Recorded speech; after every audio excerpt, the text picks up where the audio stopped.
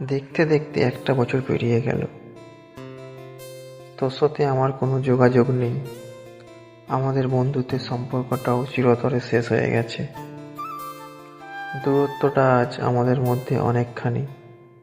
আমাদের সম্পর্কে একটা ইগোর আস্তরণ পড়ে গেছে, যে আস্তরণটা আর কখনোই মোছা যাবে না।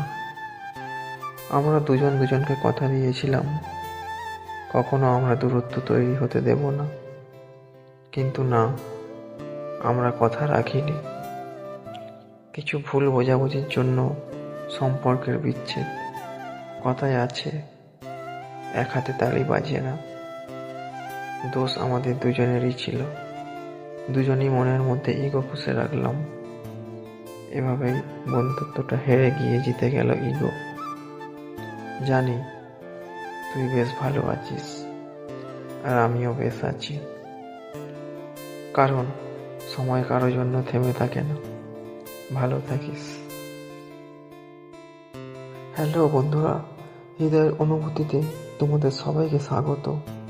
আমরা বলি তোমাদের হৃদয়ের কথা, তোমাদের মতো করে আমাদের কণ্ঠে।